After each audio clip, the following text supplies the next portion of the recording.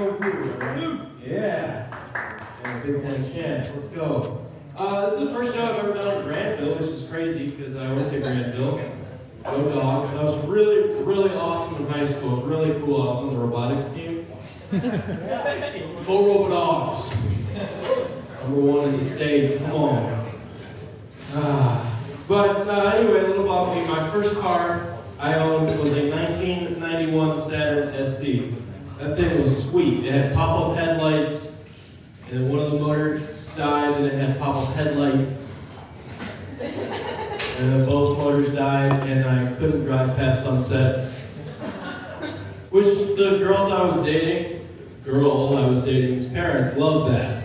Like, I were home by 10. I was like, sir, unless you want your daughter's arm out the window with a flashlight, be home by 6:30. But I did learn about owning a car through that first car. I learned it's a bad idea to put Hawaiian Punch in your radiator. It smells like cotton candy after you drive for a while. It does blur out the smell of burning oil. And if you get hungry, you just take the cap off and put your finger around and you got some sugar on your finger. Oh man, but I love that car, but I also hated it because it was a piece of junk.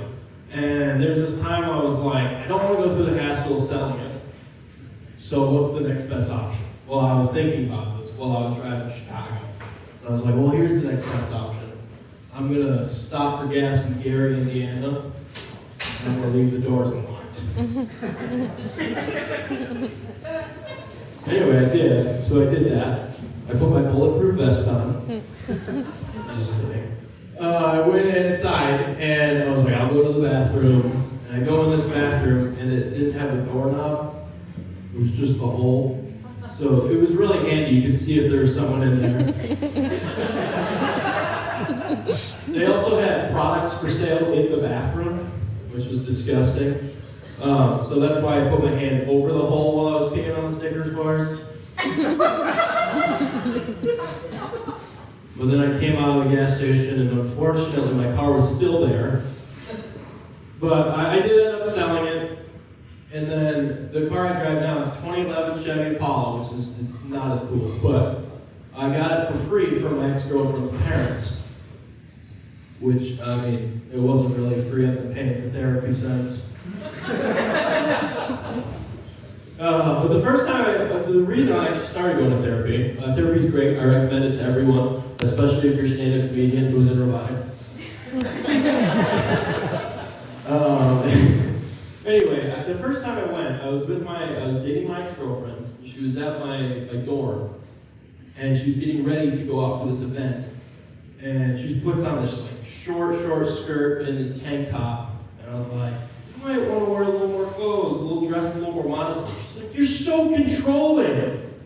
And she's like, actually, I'm gonna break up with you unless you go to therapy. I was like, you're the controlling one. I didn't say that because that would have been bad. But anyway, I sit down in my first therapy session. He's like, so what brings you in? I tell him this. And I'm like, yeah, this is what she was wearing. He goes, oh, that doesn't seem that bad. Why did you say that? And then I was like, well, you didn't let me finish. She was going to a funeral. I was like, at least it was all black, I guess. But anyway, I'm not with her anymore. I have a wonderful girlfriend. We've been together 2 years. She's the best. We were talking about our red and green flags that we have for each other. And I was like, Molly, your biggest green flag is that you like brats. And she was like, what? And I was like, well, I come from a family with women that don't like brats. So this is big for me. And she was like, well, your biggest red flag is that you think my biggest green flag is that I like brats. You can't think of anything nicer to say? I'm sorry. But her biggest red flag is that she hates the song Ed Fitzgerald. That's the appropriate reaction. Ooh. It's a lot better than my ex-girlfriend. Her biggest red flag is she cheated on me the whole time. Yeah, her ex-boyfriend lived at her house. Yeah, ooh. I've never had a normal first date with any of my ex-girlfriends. My first date, I went actually to the Wendy's in Granville. I walked there. I was with a vegetarian, and I got chicken nuggets, and I didn't think about it. And she's sitting there, and she's just staring at me the whole time. I'm sorry. And then we went back to the robotics center because we're really cool. My second first date with one of my ex-girlfriends, I opened the door to her house to pick her up. We're going to homecoming. I open up the door, and her mom's right there. And then her dad comes around the corner, throws a bullet at me, and says, "These travel faster after curfew." I was 16! I was like, "Sir, my car doesn't even have headlights. She'll be home in time, don't worry." And he walked around the corner again and grabs this bag out. It's got a biohazard sign on it. And he's like, "You know what this is?" I'm like, "No." It's a body bag. He's like, "Why do you have that?" He's like, "No one will even know you're gone." She was home before curfew every time. But then my first date with my current girlfriend, I knew she was the one when she has a soda stream machine where you can like pop in it, right? We carbonated milk. And then that moment I was like, I'm gonna marry this woman.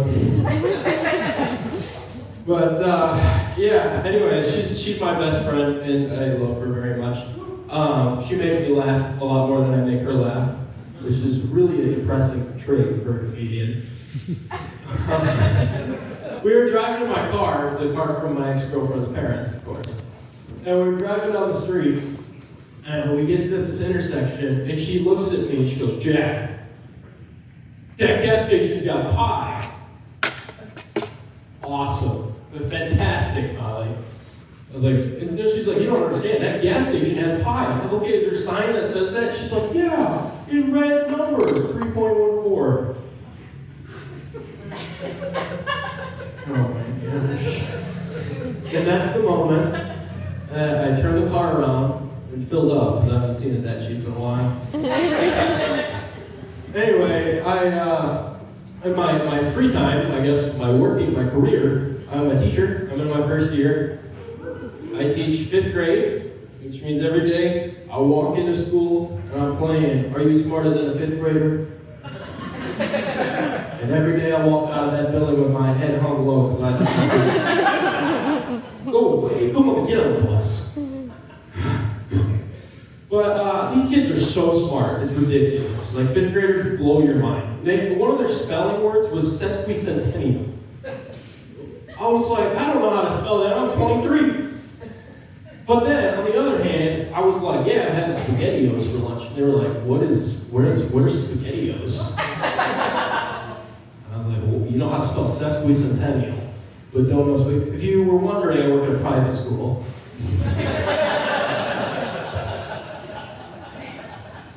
Yeah, it's a good time. But I tell people that I work in a private school, and the next thing they usually say is like, "Oh, are you gonna marry a doctor?" And I'm like, "Well, I'm in luck. My girlfriend's an artist."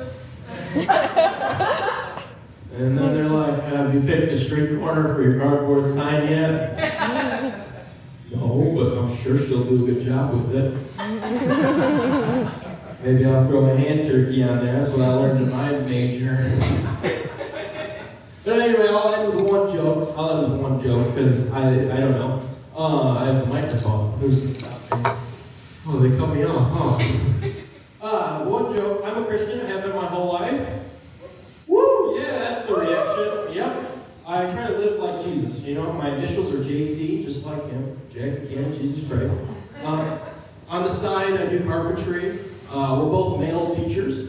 And when me and my boys go out to eat, we all sit on the same side of the table. And let me tell you, I have a theory of why Jesus and all his disciples sat on the same side. Alright? They got to the Buffalo Wild Wings, and they're like, "Okay, let's sit on the same side, guys." And then Jesus was like, "Why?" And then Peter was like, "Hey, we're going to play a fun game. Then we're going to play the game telephone."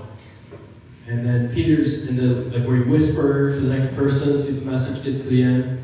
So Peter's at one end and he's whispering, like, hey, pass the bread. And it's whispering down the line. It gets down to Judas at the other end and he's like, you want me to kill Jesus? Well, my name's Jack again. So, I forgot who the next comedian was. I'm going to be honest. That's, yeah. Joseph Garza, everybody. Give him